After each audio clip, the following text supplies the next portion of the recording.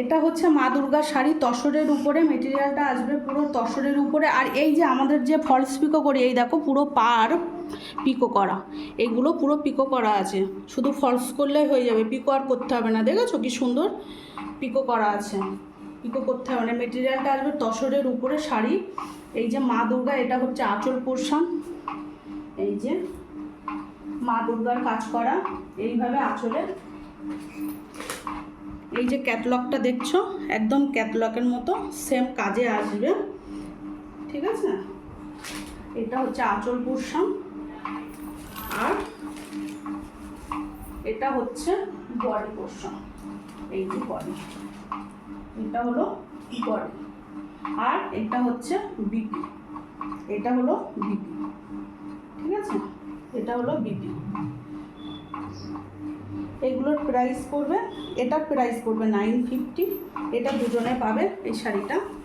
হ্যাঁ, এইভাবে কাজ চলে যাবে বডিতে, এইভাবে কাজ চলে যাবে, ছোটো ছোটো মা দুর্গার মূর্তি এইভাবে চলে যাবে অল বডি। এই যে এটা হচ্ছে বডি,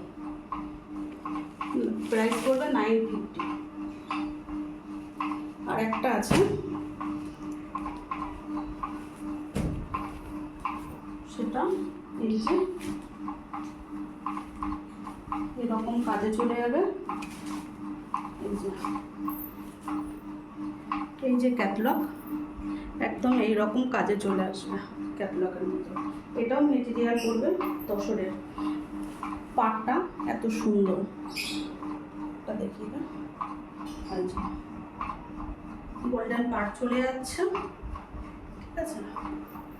এই যে শাড়িটা, এই হচ্ছে